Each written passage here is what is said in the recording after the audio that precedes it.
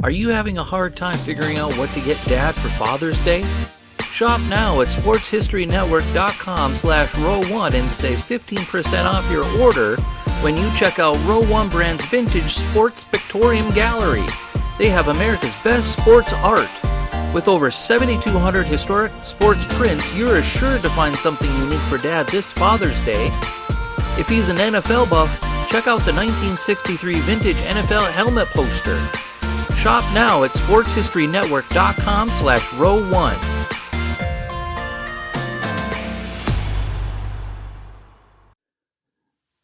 This podcast is part of the Sports History Network, your headquarters for the yesteryear of your favorite sport. You can learn more at sportshistorynetwork.com. Hello, old sports. Welcome back to the Hello, Old Sports podcast here on the Sports History Network.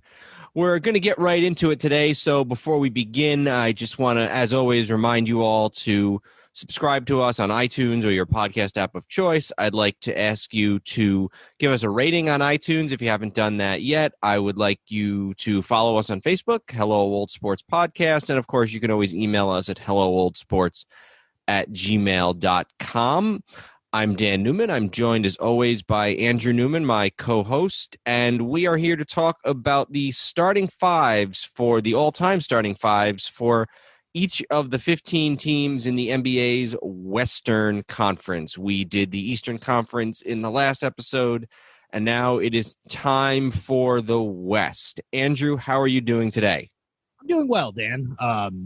To pull the curtain back a little, we did the Eastern they're going to air in order, but we did the Eastern Conference actually several weeks ago because we had some other stuff to record in the middle and different breaks and stuff. So, it's been a little bit more of a lag. A lot of times when we record these episodes that are similar themes, we do them either all in one night or in consecutive, episodes. So this one is a little broken out, but that's maybe a good thing to kind of come to it at a fresh angle. We're also having a rare daytime recording session. Usually we record an evening, a weekday evening, usually a Wednesday or Thursday. Today is actually a Saturday afternoon. It's bright and sunny outside, although at least around here, we had Tuesday, Wednesday, Thursday, Friday. It was very nice, especially the last 2 days. It was in the high 60s, almost 70 degrees in, early March. And then today it's sunny out, but it's back to the low 40s. So I'm not too sad to just look at it out the window. So yeah, it's a little warmer here, but not much. All right. So why don't we go right ahead and get into this? And the Western Conference, the divisions are a little bit less intuitive. It's kind of, in the East, you kind of, you just kind of realize who the Central is, who the Southwest is, and who the Atlantic is. In the West, you've got the Pacific Division, which is the Lakers, Clippers, Suns, Warriors, and Kings, and then you've got the Midwest Division that has Utah and Portland and Denver, OKC, and Minnesota. Yeah, it's the one division is really insane is the Midwest Division, but when you do the math, unfortunately, there's not a great way to do it in the Western Conference if you're going to break teams out into three divisions of five, because intuitively you go, okay, the four California teams would probably be all together. So then you say, all right, if you're going to take the two LA teams, the Warriors and the Kings, and add a fifth team, well, Portland makes sense because it's the West Coast, but then that leaves you, Utah, Phoenix, Denver is three. But then where do you go from there? And you got the Texas teams, but, and you have Minnesota's out on an island because they're really geographically would make more sense with the teams in the Eastern Conference. But then, so. If they ever just add Seattle back, I think they should probably move Minnesota back to the Eastern Conference. Yeah. So, you look and you go, okay, the Pacific Conference makes sense, or the Pacific Division. You get the two LA, the four California teams basically, and then they add Phoenix. And then the one division of the three Texas teams, Memphis and New Orleans, makes sense in a bubble. But you wonder, well, why have those teams and not Oklahoma City? And then you get the real hodgepodge division, which is Utah, Portland, Denver, Oklahoma City, and Minnesota. So It's sort of like, and we don't have to delve into this today, obviously, but when we talk about our NFL expansion league episode, we did the basketball one a couple weeks ago, and we do the football one. There were a couple of years after the merger was announced, but before they actually did the merger, where there were 16 teams in the NFL, and some of these divisions, there was like the Coastal Division, which was like San Francisco and Baltimore, and it was just, you could tell they were just kind of making stuff up, trying to figure out where to go with it. But one last thing I'll say too is that at this point, divisions in the NBA mean next to nothing. I have to look up the divisions in the East. I kind of just remember them, but in the West, because every website lists the standings just by conference. The divisions mean nothing for seeding, for standings in the playoffs, any of that. Really, the only thing NBA divisions mean at this point is in a full 82-game season, you always play the teams in your division 4 times. But you still play about half the other teams in the conference 4 times as well. So it really means almost as little as possible, and they really should just do away with them at this point. But now, the one thing I don't know, and again, we're getting a little far afield here, but that's what we do here. Well, the one thing I don't know is whether or not a division winner has to make the playoffs. They don't. Now, wow. Because I remember when they finally said, like, okay, the seeding, we're not going to even give the division. Because it used to be the division winner had to at least get a top 4 seed. Yeah. But also if you were the 4 seed and you had a worse record than the 5 seed, you didn't get home court advantage. So you weren't the 4 seed, you were the 5 seed. Yeah. But when they got rid of that, finally, they said, no, there's no guarantee. Now, even go back a year or two, only 7 teams don't make the playoffs. So for all 5 of them to be in one division would be crazy. And now, when technically 10 teams make the playoffs, if you count the play-in series, literally you'd have to have the 5 worst teams in the conference.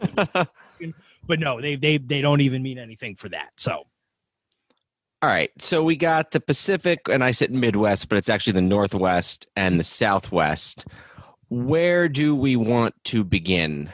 Do you have a preference? I wrote them out just using the Northwest, that hodgepodge division that I mentioned with Utah and Denver and all those teams. I wrote them first, so I'd be fine with those. I feel like the West, where we kind of move as best we can from Central out to the coast and finish with the very West Coast teams. All right. So we got Utah, Portland, Denver, Oklahoma City, and Minnesota. And why don't you choose first, whoever you want to start with, and give me your starting 5. I'm going to start with the Utah Jazz, one of my teams that I really enjoyed as a kid growing up.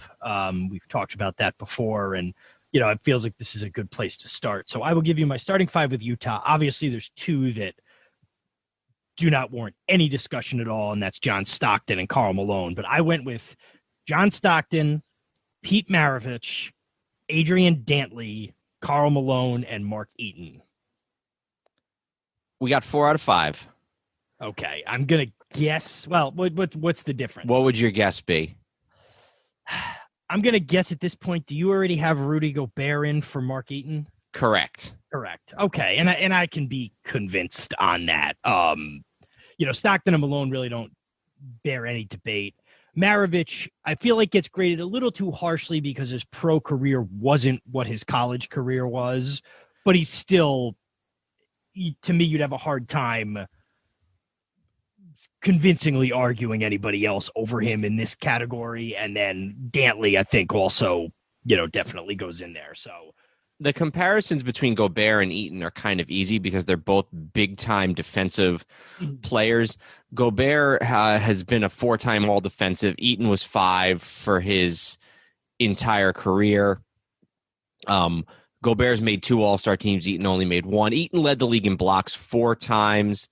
Gobert's only done it once so far, but Gobert's also been all-NBA a bunch of times. Eaton never was. I just want to look at their offensive numbers, at their scoring numbers. So, where's the points per game here? So, Gobert 11.9 points for his career. Eaton only 6. So he's a better offensive player, even if defense is his strong suit. So I think I'm pretty confident in pushing for Gobert here.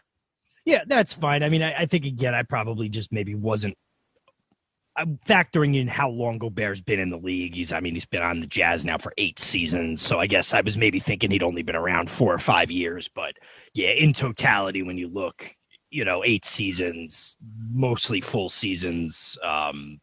You're right. I would think it's got to be Gobert. So that's a change that I'm happy to go along with. All right, so I'm going to go next, and I'm going to take a team that's in some ways kind of two different teams, and I'm going to go with the Oklahoma City Thunder / Seattle Supersonics. They're one franchise historically until Seattle gets a new team someday. Actually, for a second, this was what I actually, for half a second, thought maybe I should make two different ones. I didn't, but just to briefly, I mean, Oklahoma City, having only really been in Oklahoma City for a little over 10 years, or maybe, I guess, like 12 or 13 now, still has quite a bit of star power in that decade that, you can argue a few different guys. But I'm sorry to go ahead.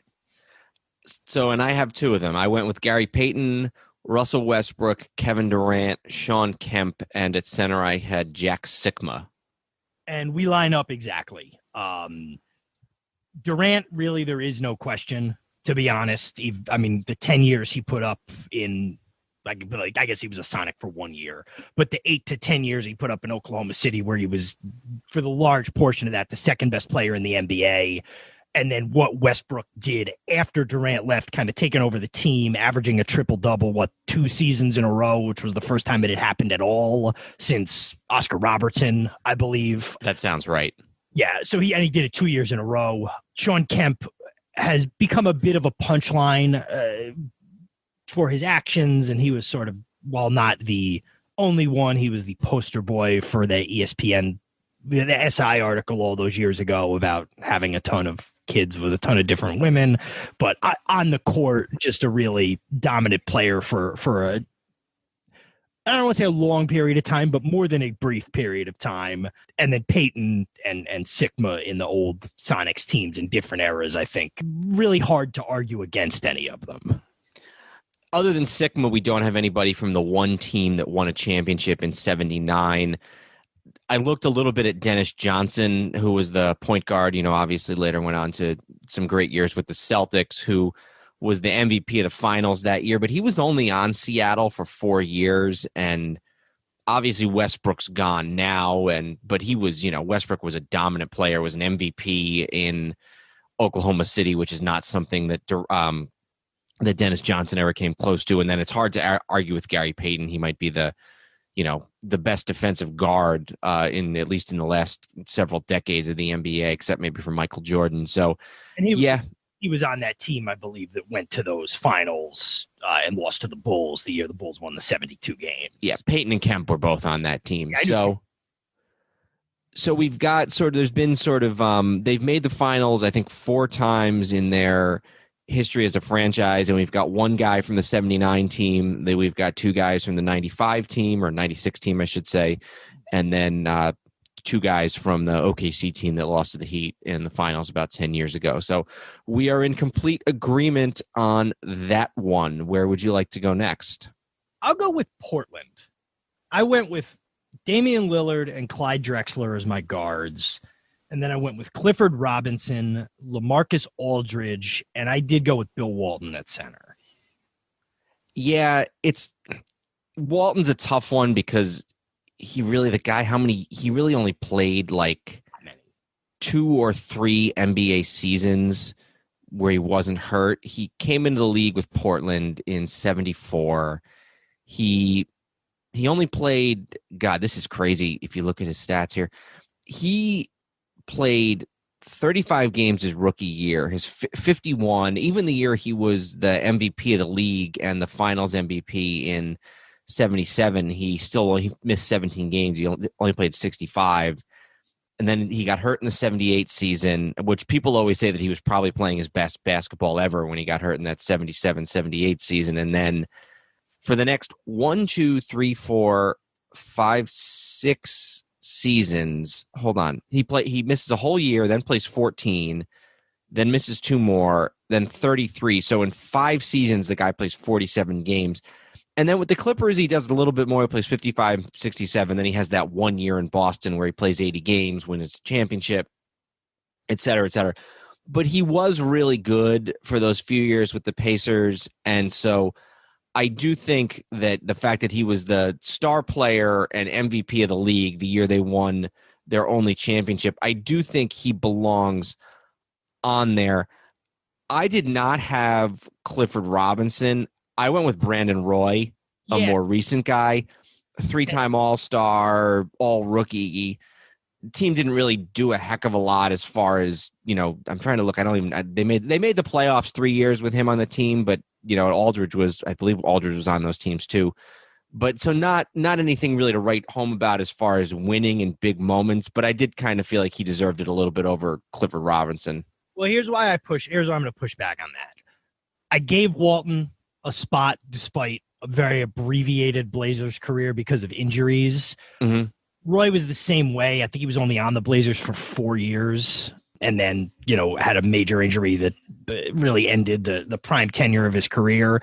The flip side to that is Clifford Robinson, who was on the team for 8 years, played in every game or at least 75 games every one of those years. Yeah, he was only an all-star the one time, but they were also, he was on the team that went to the finals. Two teams that went to the finals. The two teams that went to the finals, yeah.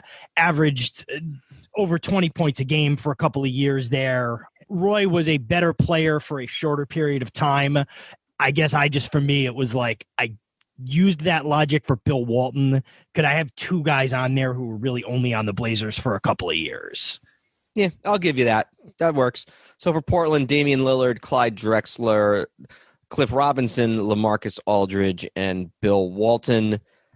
I have to choose now between Denver and Minnesota, and I'm going to go with Denver, and I'm going to talk about Fats Lever, David Thompson, Alex English, Dan Issel, and Nikola Jokic.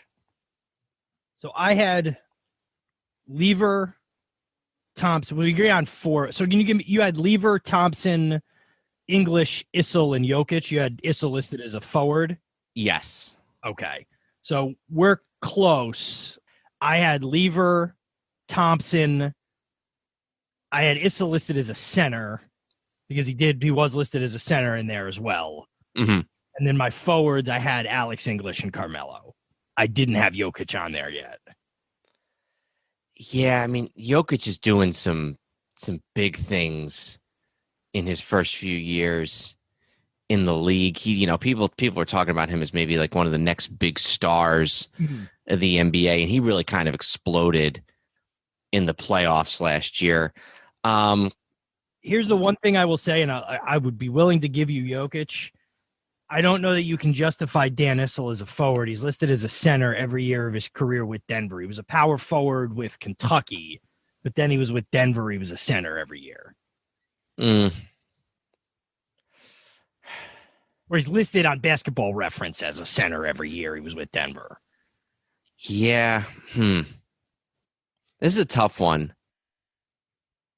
How many years did Issel play? I mean, he was kind of like Mr. Denver Nugget, He was with the Nuggets 1, 2, 3, 4, 5, 6, 7, 8, 9. He was with the Nuggets for 10 years, starting with the ABA for a couple of years and then going over to the NBA there until 85.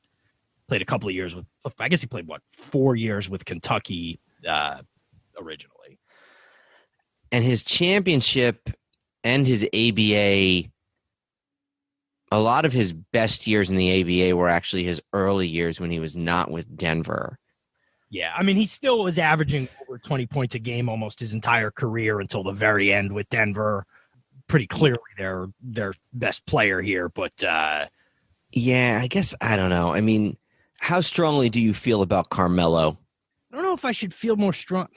It's weird because we don't have a balance. You know what I mean? Like we're a little off because we have two guys listed in two different places. Mm-hmm. I mean, so what would you be looking to do? Put Jokic as the center and then put Issel and English as the forwards? Yeah.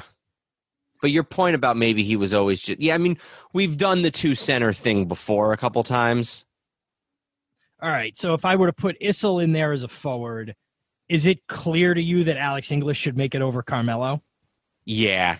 Alex, people don't realize because he played in Denver, Alex English was really good in the 80s for the Nuggets. And your assumption was that while a Nugget, Carmelo Anthony was not really good? I don't know if he was as good as Alex I'm not English. saying he's not, but you don't like Carmelo, so I think you probably didn't give him the look that he should have gotten. Yeah, maybe you're right. You know what? I'm okay with taking Issel off. I feel strong enough about Jokic that I have to have him on there. So I'll give you Carmelo. So Yeah, we'll go. Honestly, Go if I ahead. had to choose between Issel and Carmelo, I'd probably take Issel. He was a center. Okay, that's fair. I see what you're saying. I guess I don't feel as strongly about you as you was, especially when the guy did play some power forward. I don't feel as strongly about not having two centers, especially because we'll do it in the future. I think we did it last week a little bit as well. Not much, but a little bit. So, but I'm fine with that. We'll go Fat Sleever, David Thompson, Alex English, Carmelo Anthony, and Nikola Jokic. Okay, so that leaves us to round out the division with Minnesota, which, let's just be clear, is not a very proud, well, I don't want to say it's not a proud history. There's not as much there. They've only been around about 30 years. To be very honest, everything since 2005 or 2007, I guess, when Garnett left, there's really been almost nothing to hang your hat on. With that said, here's mine. I went with Ricky Rubio, Sam Cassell, Wally Szczerbiak, Kevin Love, and Kevin Garnett. I'm with you on 4 out of 5. I did not have Rubio. I had, again, I did it a little bit different. I had Garnett at power forward, and I had Cassell, Szczerbiak at shooting guard, Garnett, Kevin Love as a 4, and then Karl Anthony Towns as the center, because I think he is and is going to be pretty good for them. Oh, So, I would have him on the list as well. I mean, let me look at this. And for the record, that's exactly what ESPN did. I think you can consider Love and Garnett as two forwards because, I mean, Love shoots threes. It's not like he's not and I think Garnett is enough of a... Truthfully, Garnett was listed as a power forward the whole time he was in Minnesota, so you're right. So you took, who'd you take? What did you do exactly? You didn't have Rubio? I didn't have Rubio. I had Cassell, Szczerbiak. I think, and Szczerbiak, I think maybe more of a 3, but I kind of, he's not listed as a shooting guard at all.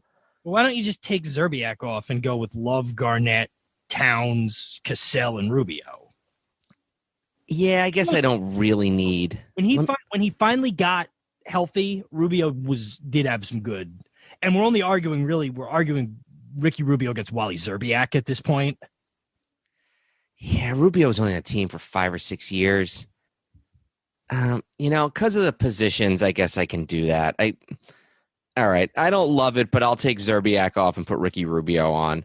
So we got Cassell, Rubio, Garnett, Love, and Karl Anthony Towns. Quite the front court. Yeah, it's a much better front court than it is a back court. All right.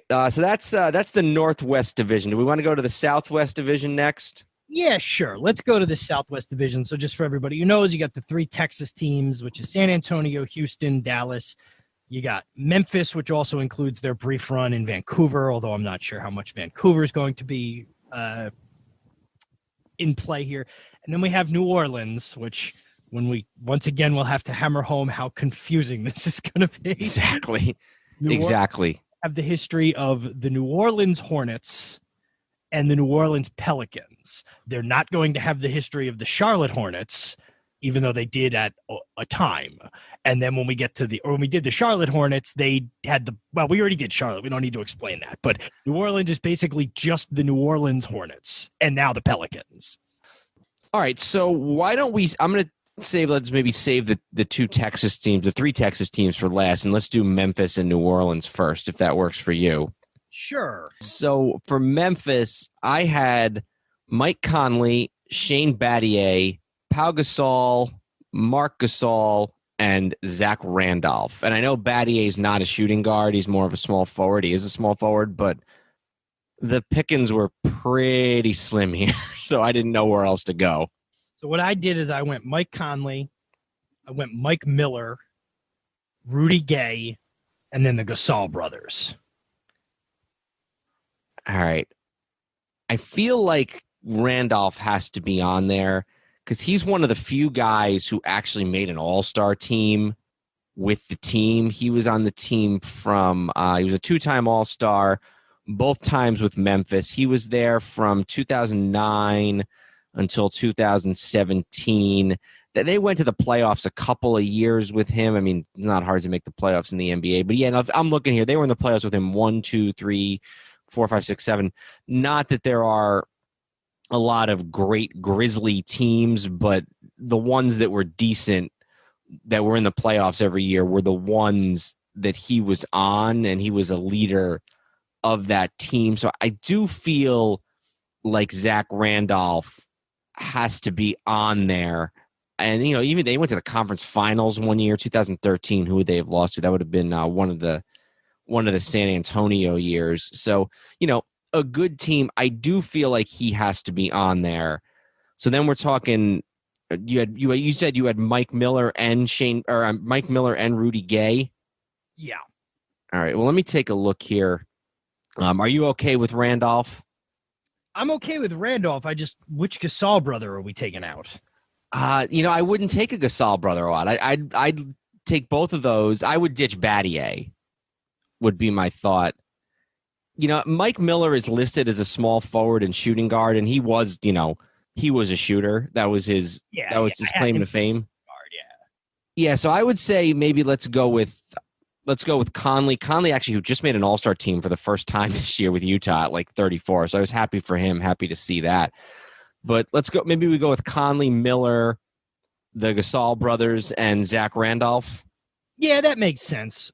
Yeah, that's actually a pretty good team for a team that hasn't been around very long and, you know, is not considered to be great.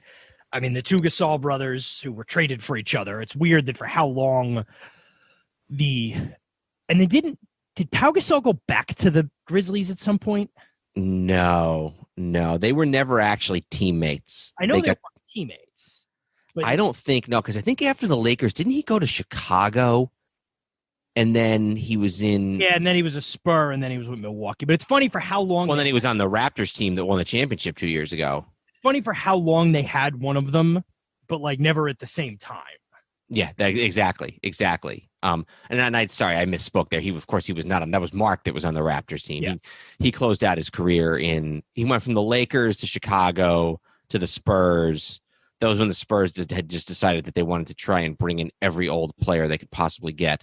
And then he spent his last year. He played 3 games with the Bucks a couple years ago. Yeah, so that's good there. Do you want to give me your choices for the New Orleans Pelicans? You've already explained the craziness of the franchise. You want to talk about who the players are? Chris Paul, Drew Holiday, Tyreke Evans, David West, and Anthony Davis. Okay, so I had 3 of those. I think I had the 3 you might imagine. I had Paul, I had West, I had Anthony Davis. Who was your shooting guard again? Drew Holiday. You had Drew Holiday. All right, I had Baron Davis. I don't know how strongly I feel about this, to be honest with you. And we're obviously talking about guys who weren't there very long. You know what I mean? This is the slimmest pickings of any of them. Baron Davis, 3 years in New Orleans with the Hornets, 1 All-Star game, led the league in steals 1 year. As a point guard, I feel like the playoff thing plays some role, made the playoffs a couple of times. Let me take a look at the resume of Drew Holiday. They're about 7 years, just left last year to go to Milwaukee. You know, I'll let you look it up, but yeah, I can give you that. I can take that. And then your small forward was who again? Tyreke Evans. I had gone with Ingram. I had gone with Brandon Ingram, he's only been on the team 2 years. And Evans was only on the Pelicans for 3+ years, so it's not, you know. Yeah, maybe we take Ingram just based on potential. Yeah, that makes sense. Like I said, I'm not, I don't have a lot of interest in arguing very passionately about Tyreke Evans, so we'll put Ingram on there. All right, so Chris Paul, Drew Holiday, Brandon Ingram, David West, and Anthony Davis. Yeah. All right, so hopefully it gets a little easier from here on out. We got 3 Texas teams. I'm going to start with the Houston Rockets. Okay. I had Calvin Murphy, James Harden, Rudy Tomjanovich, and then this was one where I felt like I couldn't escape going with 2 centers. I had Akeem Olajuwon and Moses Malone. I did the same thing. The ESPN one put Tracy McGrady on there and left Moses off. But, it's not hard to imagine the two of them, one of them being a power forward, and that would be Moses, and then having Olajuwon as the center. Harden gets left off the Oklahoma City Seattle team, but here the run he had with Houston, and I'm sure Rockets fans at the moment are not happy with how it ended. And also there were some blown opportunities. They were up 3-1 on the Warriors the one year, but he clearly makes his way on the team. Moses won an MVP there. Olajuwon with the 2 championships. Rudy T, when you look at, the rest of them, I guess you would argue whether it was McGrady or Rudy T, but I went with Rudy T. Yeah, I guess we shouldn't reopen an argument that neither one of us had, but I am sort of questioning going with Tomjanovich over McGrady, keeping in mind that it's something that we both did, but yeah, we both did it. I don't know if I had to look at it again, I might feel differently because I'm not sure what I was thinking there, but don't want to reopen the ballot here. So his whole career except his rookie year with Houston, he was an all-star 5 out of 6 years. And I wonder, was 77, 78, was that the year he got, or no, that ended his career when he got punched? No, he came back. I'm guessing that was 77, 78, where he only played in 23 games and didn't make an all-star team because his face imploded. Was an all-star team all of those years, a 20-point scorer almost every one of those years. The Rockets he was on the team his last year that got to that championship and lost to the Celtics, although I think they were under 500 that year. That was the Moses team. That was the team that he was the MVP. Yeah, so meanwhile, McGrady, I haven't looked up McGrady's numbers, but may as well do it just to be thorough here. Stats. I think he won 1 scoring title with the Rockets and 1 with Orlando. No, actually, both his scoring titles were with Orlando. I accidentally left the C out, so it just said M. Grady stats when I looked it up, and it was giving me Mike Grady from the early 20th century in baseball. So, yeah, McGrady was a Rocket for 5 years? I'm not even going to count. He played 6 games the one year. So he was a Rocket for 5 years, was an all-star the first 3 years he was there. Really good scoring totals, but, it's a question of, was Tomjanovich just there longer? And, he was an all-star. It wasn't like he was just a role player. He made a bunch of all-star teams. And I'm sure subconsciously for the people who put together these lists, there's a slight bias towards the fact that he also was the coach that won the team its 2 championships, only championships they've ever won. So, yeah, I'm comfortable with that. So that would be Calvin Murphy, James Harden, Rudy Tomjanovich, Akeem Olajuwon, and Moses Malone. And now it is on you to pick your Texas team. I'm going to go with San Antonio, and honestly, this has got to be the easiest one. Okay. Parker, Ginobili, Gervin, Duncan, Robinson. Yeah, that was me too. Troy Parker, or Tony Parker, God. Tony Parker, Manu Ginobili, George Gervin, Tim Duncan, David Robinson. The only one that maybe you'd hesitate a little bit would be maybe Gervin. I mean, Kawhi did do some good things late in the career. Kawhi was the MVP of that last finals they won, wasn't he? That sounds right. Yeah, I guess I didn't even probably think enough about him, but the thing that I actually thought about for half a second is I was like, Manu Ginobili never started. Yeah, I thought of that too. Starting lineup is a little interesting. Popovich always liked to use him off the bench. It's just Kawhi Leonard would have been strong consideration. The ESPN one had the same ones we did, and just they said like his longevity wasn't enough to quite overtake Gervin. And obviously that's sort of subjective. Do you want to go for a guy who was there a couple of years and was dominant, or a guy who was a little bit longer? And I think just also to me, the fact that up until the 90s, basically, George Gervin was the best player in Spurs history for the first 25 years of the franchise. I kind of counted that as well. There's something to be said for that. There's also something to be said, but the guy might be the best pure scorer in NBA history, or one of the few at least. So I'm with you. All right, so we wrap up Texas and we wrap up the Southwest. We go with Dallas. I hate my Dallas team, by the way, so I'm glad you're going first. Yeah, I didn't feel great about this either. I went with Steve Nash, Rolando Blackman, Mark Aguirre, Dirk Nowitzki, and James Donaldson. So we agree on, obviously, Dirk. You said Mark Aguirre and Rolando Blackman, right? Yep. Right. So we agree on 3. I put Derek Harper on there over Steve Nash. I'm looking at Steve Nash's numbers now. I did this a couple of weeks ago, like we said, because we did the East and West. We thought we were going to do them a little closer together. I guess in my head, I just didn't know if he was with Dallas long enough. He was only with Dallas, 1, 2, 3, 4, 5. I was with Dallas for 6 years, so maybe I'm not giving enough credit to the time spent in Dallas. Made 2 all-star teams at the end of his run in Dallas, and then obviously with Phoenix is where he really shot into the stratosphere. I'm going to look at Derek Harper's stats to see if I can legitimately make this case. I'm starting to already talk myself out of it, but let me pull that up, and that might have been a little Derek Harper was later on the Knicks bias. I'm going to see while I'm pulling that up, I'm also going to see what ESPN said just to sort of, see how they weigh in, and they actually... They cheated though. They put 3 guards in there, and Nash wasn't even one of their 3 guards. They went with Derek Harper, Jason Terry, and Rolando Blackman. Yeah, Terry was on the team for a while, and he had a really good finals too that year. I think he was. Yeah, I remember thinking he maybe should have been the MVP of that finals. So Harper was with Dallas for 10 plus years. Well, he actually went back there in 96, 97 too. But Harper was never an all-star.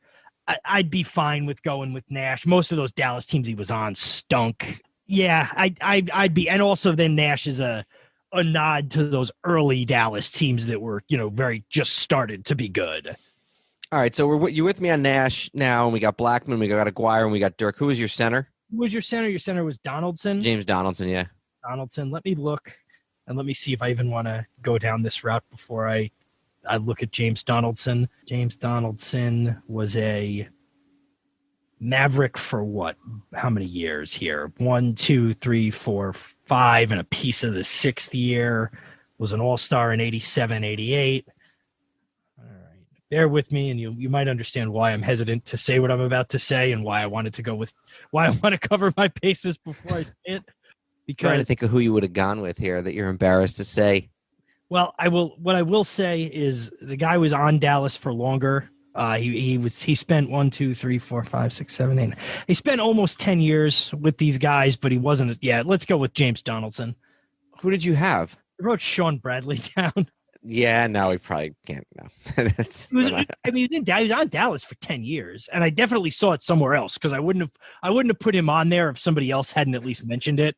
But yeah, James Donaldson is fine. All right, so Nash, Blackman, Aguirre, Dirk, Donaldson.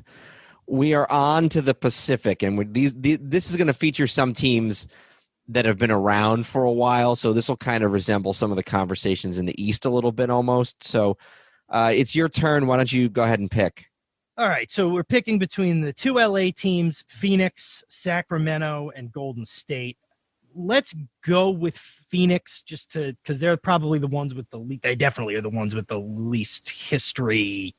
Well, the Clippers kind of as well, but I was starting with Phoenix. I went with Steve Nash, Dan Marley, Walter Davis, Charles Barkley, and Amari Stoudemire. All right, we have 3 of those in common. We were different in the ordering, I think, a little bit of the positions. So I obviously had Nash. Mm-hmm. My shooting guard was Walter Davis. Okay. Who was on the team he was known as Greyhound because of his speed. He was on the Spurs. He was on the Suns from 77 all the way to 88. So sort of just before they got decent. He made 6 all-star teams. He 2-time All-NBA, Rookie of the Year in 78. So I had him as my shooting guard, and then because you said you had Marion also, right? I did not have Marion listed. Okay, so I had Marion as my small forward. Okay. Let me look at Marion here because I'm not. Maybe I shouldn't be as in love with him as I am. Yeah, I mean, he had some good years too. The thing with Marley is I just don't think it lasted that long. So how long was he actually on Phoenix for? He's got kind of a similar type of thing, and he was on that team, which is probably their best team ever. And then my center was Alvin Adams, who was on the team in the 70s. So we're kind of like, we have a lot of the same guys, but we're kind of on the positions. We're sort of, Adams, he's, I guess maybe I took him because he was a pure center, but you're more comfortable moving Stoudemire to center. Stoudemire was listed as a center most of the time he was with Phoenix. Okay, so read me your 5 again. So my 5 were Nash, Dan Marley, Walter Davis, Barkley, and Amari Stoudemire. You said you had Walter Davis as a shooting guard, and then Marion so in effect, Marion instead of Marley, and just flipping positions, which I can live with. Yeah. Davis would be the shooting guard, and then Marion would be the small forward. Yeah, and then that leaves Barkley. Barkley's definitely a power forward. No, I didn't have Barkley. He won an MVP. He took them to the finals. I know longevity wasn't what you might be looking for, but so you're not saying Stoudemire belongs on a team? Yeah, no, I had Stoudemire. Okay. The guys I didn't have that you have were Marley and Barkley. It's funny because I actually really liked that 93 team. I didn't have anybody from on it on my roster. Maybe in the interest of karma, because we gypped Barkley at the last minute last week when we took him, we took Dolph Shays over him. I'm good with Barkley. So Steve Nash, Walter Davis, Sean Marion, Amari Stoudemire at center, and then Charles Barkley at power forward. That works as well, yes. All right, so it's my turn. I'm going to go with the Sacramento Kings. This is a really interesting one because you're talking about a franchise whose best years ever were almost 75 years ago. Several moves away. 3 cities ago in the thriving metropolis of Rochester, New York. So for those who don't know, they actually were one of these teams that started way back in the I guess that would have been the not the BAA, the NBL days with the Rochester Seagrams, named after a whiskey, and then they became the Rochester Royals, which is where they won their championship in the early 50s. I think that was 51 they won the championship, and then on to Cincinnati to be the Cincinnati Royals. Then they did something that no team in any sport that I know of has ever done. For 3 seasons, they were the Kansas City Omaha Kings, so they were back and forth between 2 different cities, and then they were the Kansas City Kings, and now the Sacramento Kings. The Tampa Bay Rays are threatening to try it. But that's external events, not just sort of by design. But you can listen to our episode on that, by the way, on the history of sort of NBA relocations and expansions and alternate leagues. We did an episode about that about a month ago, so you can find that in the archives. And you can also listen to our Tampa Bay episode in the archives, where we talk about the Tampa Bay Rays and all the other Tampa Bay sports, which is sort of on top of the world right now. So that all said, I actually did not go that far back. I was tempted by a couple of guys from those early 50s teams, but what I went with was Oscar Robertson, Tiny Archibald, Peja Stojakovic, Jack Twyman, and Jerry Lucas. So we're similar. I have Robertson and Archibald in the backcourt, Jerry Lucas as the center. I also had Jack Twyman, played those first couple of years in Rochester and then was with the Cincinnati teams after that. Instead of Peja Stojakovic, I had Chris Webber. Mm-hmm. I think Chris Webber is the best player in that franchise has had since they've been in Sacramento. He was the best player on the best Kings teams of that run. He's probably the best player in NBA history to never play in an NBA Finals, which is interesting. Got screwed out of playing in an NBA Finals. So I went with Weber instead of Stojakovic.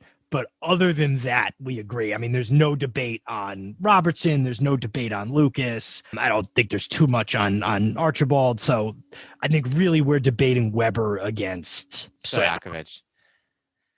Yeah, I think the reason why I went with Stojakovic is because I felt the need to respect the positions at least a little bit because been doing none of that until now. No, I mean, we've done a little bit. I guess, especially on this team, because you got 2 point guards and then basically 3 power forwards. I guess Jerry Lucas is a center / power forward. Yeah, I guess I can go with Weber. I like Peja because I think you'd have at least somebody who was a 2/3 on that team, but I don't love Peja enough to feel like he's got to be on there. Yeah, I understand what you're saying. I just don't know that that's good enough to keep Chris Webber off. You know what I mean? It's a fine argument, but Webber was a 4 straight All-Star games with Sacramento, lifted them up from being a moribund franchise.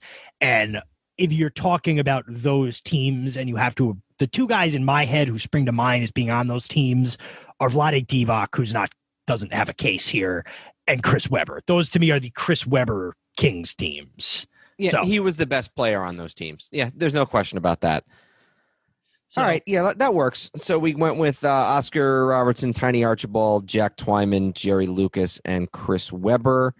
I believe it is your turn to choose between Golden State or one of the LA teams. I'm going to go with the Clippers just because the Clippers have the least history of that era, or of the 3 that are available now. Clippers obviously started in Buffalo as the Buffalo Braves. I went with Chris Paul, Randy Smith, Danny Manning, Blake Griffin, and Bob McAdoo. And Manning was a stretch, but I wanted to fit him in there because he was the first Clipper I ever really knew. So I'm with you on 4 of 5. I did not have Manning. I had DeAndre Jordan. Yeah, and that's... as the center? You had DeAndre Jordan as the center. Correct. And then McAdoo as a power forward, Griffin. And then Griffin sort of, again, we're a little bit power forward heavy here, but that was the direction I went to. And I feel like Griffin can play. I don't know, maybe is sort of considering him a small forward. Is that a little bit too out of position for Griffin? I don't know. I would be okay with it. I would be okay with a front court of Griffin, McAdoo, and Jordan. McAdoo won an MVP with the team when they were in Buffalo, so I don't love Danny Manning enough to bump any of those 3 guys off. Yeah, I could see that. I mean, I'm looking at Jordan here. He was only an All-Star 1 time when he was with the Clippers, but he was there a very long time, and I don't put as much stock into the All-Star thing, especially if you're, because if you're in a position that 3 other guys are really good at in the same conference. I just want to look at Danny Manning's stats one more time to make sure I don't have a full-throated defense to make. Yeah, it was not a Clipper even that long. Was never an All-Star. Well, it was an All-Star twice with the Clippers, it looks like. Manning, much better college player at Kansas than he was. No, that's fine. I'm not going to stand on ceremony there. So yeah, I'm fine with Chris Paul, Randy Smith, Blake Griffin, Bob McAdoo, and DeAndre Jordan. All right. I am going to stay in the LA area here, and I'm going to go with the LA Lakers, which is obviously one of, if not the most interesting one to get into here. And can I just say, right, this was a one that really frustrated me, but at one position specifically, but go ahead. I think you're right, and I agree. And here's the reason. None of the 4 can be... what we're going to talk about with centers here, none of those 4 guys can be considered anything but a center given the era they played in. If you're going to be strict about it, none of those guys can be moved to power forward. Yeah, I think we have to talk about how strict we want to be with this one because it's just so overwhelming. The elephant in the room here is that if you make a list, well, let me just make a list here. We'll digress here for a minute. Magic, Kobe, West, Baylor, Shaq, Wilt, Kareem, George Mikan, and I may be missing one. None of those guys, James Worthy even, none of those guys can be considered a power forward. 10 guys who were like all-time legends in the Lakers in their history, not one of them can be considered a power forward. So that's sort of the challenge when you're talking about the Lakers. I went with Magic Johnson, Kobe Bryant, Elgin Baylor. Stop at the guards. Magic and Kobe, there's no argument. We're going to both agree on that, right? Jerry West doesn't get to be considered along with Magic and Kobe. Agreed. So he's obviously a great player, which is an understatement, I know, but it doesn't even really enter into the discussion when you're talking about those two.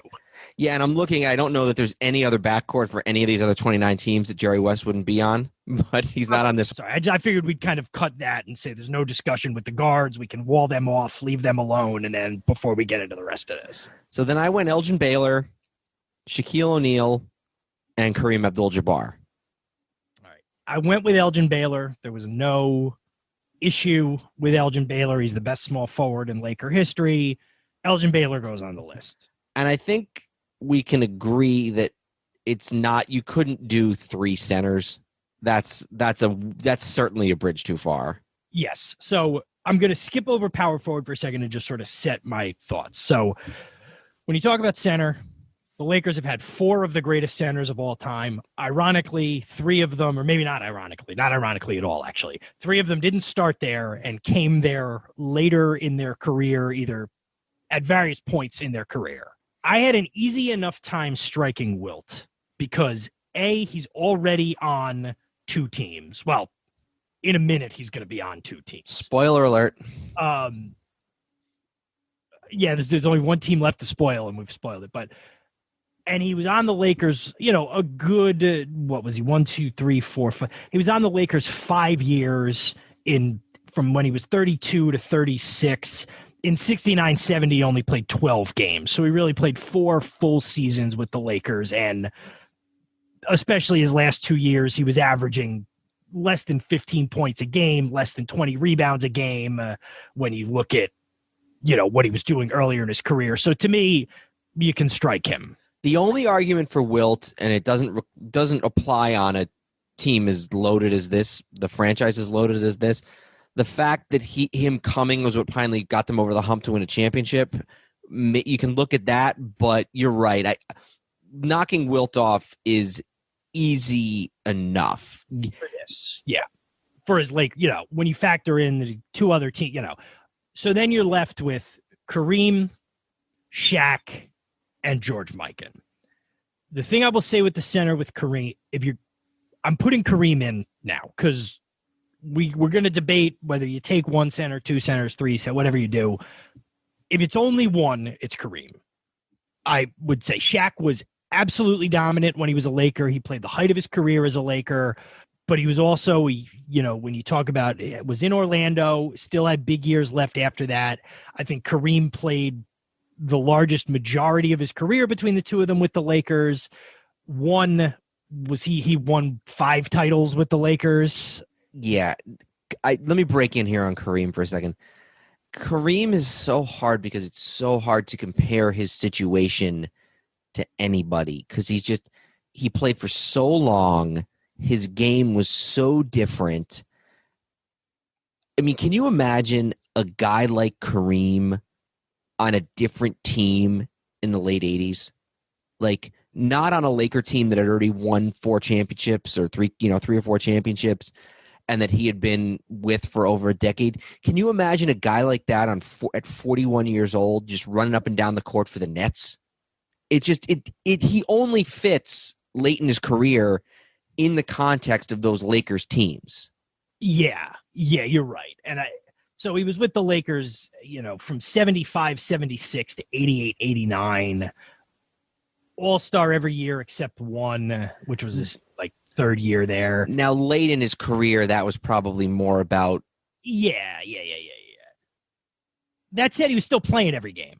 he played 80 games in 87, 88 at 40 years old. Mm-hmm. And they were going to the finals every year, so he's putting even more wear on his tires. And he won finals MVP against Boston in 85 when he was my age, 38. Yeah. So to me, Kareem goes on the list. Then it's a debate about, and here's why I kind of got frustrated with myself, because like you mentioned, I held fast to none of those guys can be forwards, but then I put Worthy in as my forward as a second, even though he's not actually a power forward either. And I admit I don't love that, but I felt like I needed to take a stand here about none of them being forwards. Yeah, the thing is, let's say you had to take a guy who was, quote unquote, a power forward. You'd either have to take Jamal Wilkes, who was a good player, but, a very good player, Hall of Famer, but probably the third or fourth guy on those Showtime Laker teams. You'd have to go with Gasol, who, again, good player, very, great player, but not maybe an all-time legend. Or you'd have to go all the way back to the 50s and take the guy who probably had the best Laker career, and Vern Mickelson, 6-time All-Star, 4-time All-NBA, Hall of Famer, won 4 titles. If you're leaving Shaq or Mikan or even Wilt off the team, that just doesn't feel right. The other thing you could do, and you're maybe getting really cute now, is you could sort of make Kobe the small forward, put West at shooting guard, and then make Elgin Baylor the power forward, because he's sort of been classified as both. But then it's kind of like, I don't know. This is just really, you can go in so many directions with this. So I think you're right, and I think realistically, to me, you could put Shaq in there and go Shaq, Kareem, and realistically talk about guys who played the center position in a very different fashion. So that's another way you could justify it. Yeah, Kareem, you can move Kareem out from the basket a little bit and have him shoot his hook. Yeah. So I'm fine with that. I felt like we needed to at least mention that they're all, in very different ways, they are all still centers. But then, yeah, you're right. You're getting a little too. It's almost like you'd find a way. You know what I mean? Like, yeah. In baseball, even if it was 2 first basemen of that caliber, you'd find a way. You know what I mean? The only other thing you could do, and I don't think it's quite time for this yet. Maybe I was about to mention that too. You could go LeBron at power forward. Even though, yeah, not or yet. LeBron at small forward and Baylor. You could make LeBron and Baylor the 2 forwards. But LeBron doesn't even have Wilt's Laker career yet. A couple more years. If he has 4 more years with the Lakers and they win 2 more titles, which is not, and I'm including this year as one of the 4 more years. It's not unheard of. Think about the guys, and it wouldn't even necessarily be for all of them, all of their career, but this final 5 here could legitimately be Magic, Kobe, LeBron, and then Kareem, and then Shaq or Baylor. Like, think about that. Like, just the names, you know what I mean? And then you put Wilt in there, too. You put West in there, too.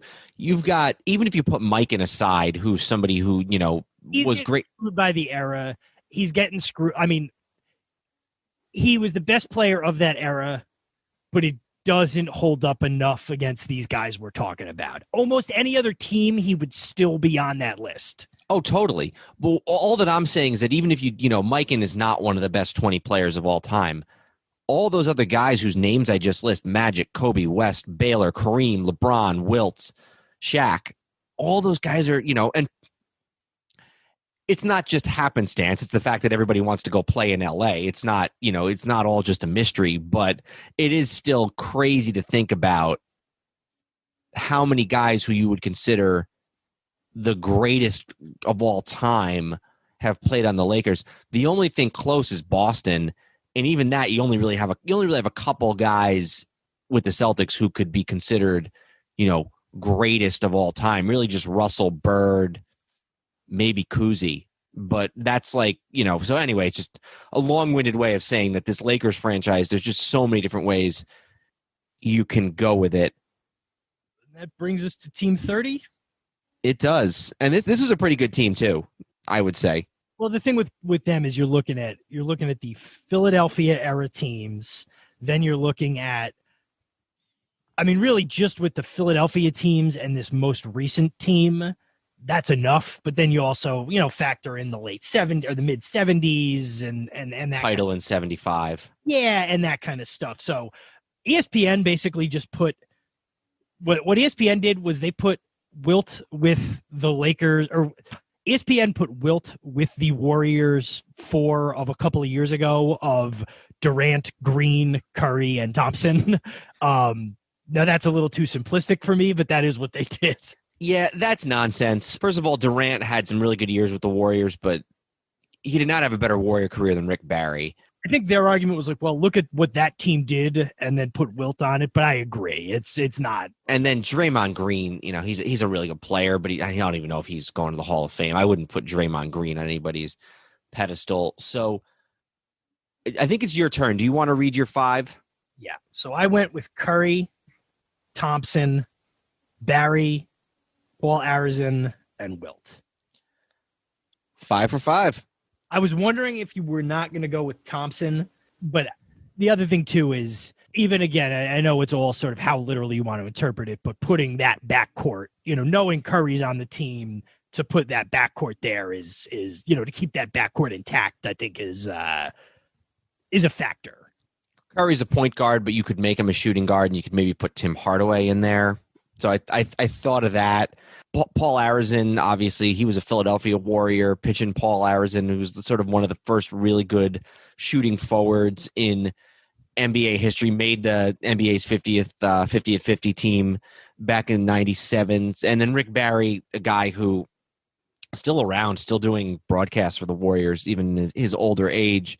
The best Warrior player other than Wilt until the modern era, the Curry years. Rick Barry is sort of the one guy who gets historically associated with the Golden State Warriors more than anybody else. They weren't really they weren't at all.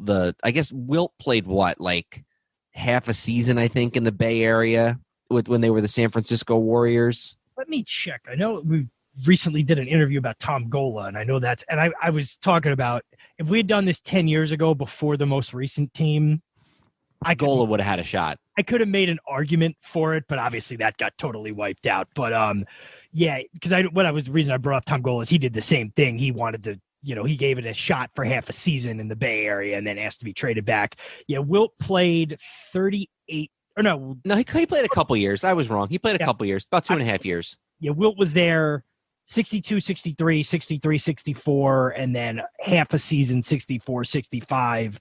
I think part of it too was, yeah, it had to have been more than half a season, because if he left San Francisco that year, there was no Sixers. There was a year where there was no Philadelphia team. Yeah. And then he went to Philadelphia. So he was with the Warriors for 2.5 seasons in San Francisco. But yeah, not certainly associated with them. Of all the teams, the 4 sort of teams he's played for, if you count the Philadelphia and San Francisco Warriors as 2 distinct things, that's the team he's least associated with because he spent the least time there. Yeah, absolutely. Yeah, so yeah, I think Barry and Paul Arizin, maybe not the 2 most intuitive guys you would think would be on there, but they both belong. You could try and find a spot for Chris Mullin, but yeah, not necessarily on the same level. So most changed from if you were going to do this 7 or 8 years ago. So yes, I would. That is certainly the case. So Curry, Clay, Paul Arizin, Rick Barry, and Wilt Chamberlain. Are we in agreement that the number 1 team here is the Lakers? I'm going to say the last 2 we did are 1 and 2, I believe, because I think we did the Celtics and the Sixers as 1 and 2 in the East. The Lakers are easily number 1. I guess the question would be, well, if you're talking about number 2, just to sort of have the discussion. I mean, the only other team that I guess jumps out at me would be San Antonio. Houston's decent too. Yeah. But no, I mean, would you have Golden State / Philadelphia's 2? Yeah, I would. I definitely would. Lakers 1. So we went Magic, Kobe, Baylor, Shaq, and Kareem. Probably not surprisingly, we end with the Celtics and the Lakers. That's the NBA. I'm going to read the Celtics back just to. Go for it. I believe what we had was Kuzi, Havlicek, Bird, McHale, Russell, right? That's exactly right. We had chosen McHale over Pierce. Yeah, that was because that was what I had written down, and I didn't have any cross outs, so I thought that was what it was, but I couldn't remember if we didn't with McHale. So, to me, this isn't particularly close.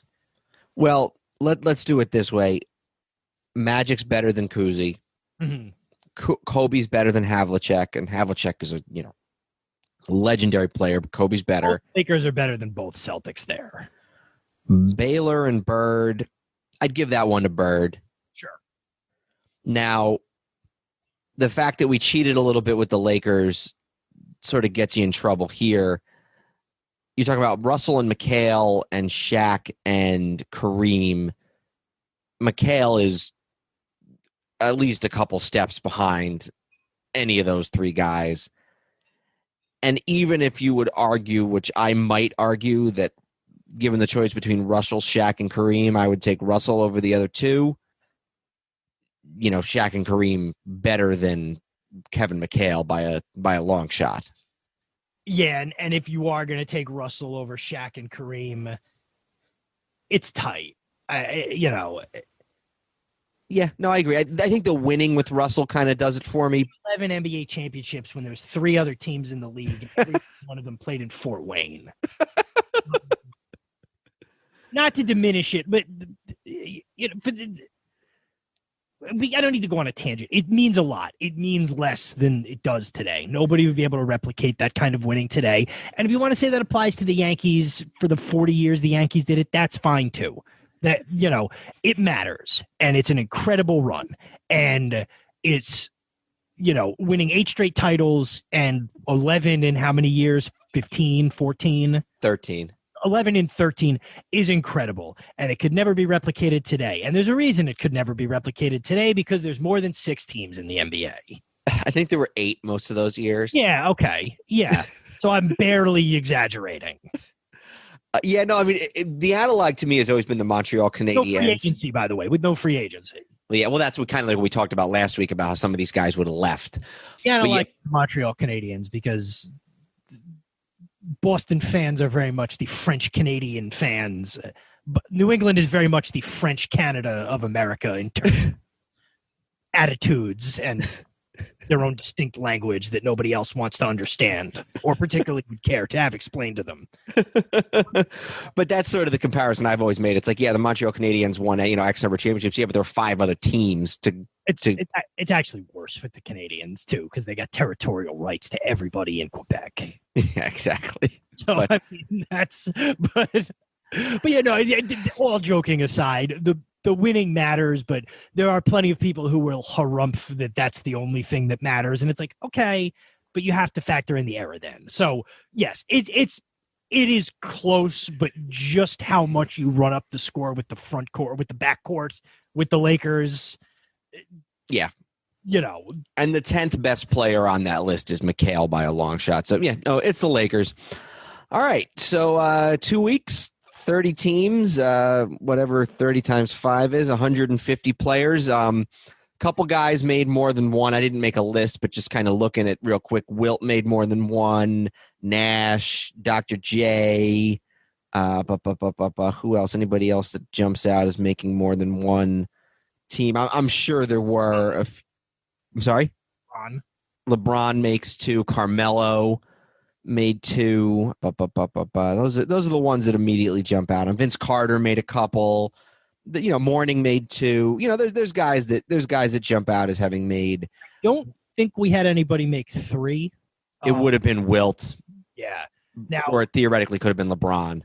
Well, and what I'll say is both of LeBron's Cleveland tenures were enough each time. So theoretically, if it was split and it was LeBron's first Cleveland tenure and LeBron's second Cleveland tenure, he would be on there 3 times, but that's obviously not how it works. So looking real quick, a couple other guys that made 2. Chris Paul was on 2 teams. Oscar Robertson was on 2 teams. So there were a number of guys who made it on some more than Shaq No, I guess Shaq did. Yeah, Shaq made Orlando. Shaq actually is the one that maybe was the closest to making all three because you could make a strong case for him in Miami too. Yeah, you're right. Shaq probably is the closest to three. All right. Well, we appreciate you all joining us for this 2-episode journey into the best starting fives in NBA history for each franchise. Thank you again. And until next time, I'm Dan Neumann. And I'm Andrew Neumann. Goodbye, old sports. This podcast is part of the Sports History Network, your headquarters for the yesteryear of your favorite sport. You can learn more at sportshistorynetwork.com. We here at the Sports History Network proudly partner with 26 podcasts, all revolving around the history of sports. But did you know that many of our hosts were sports history authors way before they started their shows? It's true. We've got Joe Ziemba, host of When Football Was Football, Joe Zagurski, host of Pro Football in the 1970s, Mark Morthier, host of Yesterday's Sports, Tommy Phillips, host of Lombardi Memories, and Scott Adamson, co-host of From the 55-Yard Line.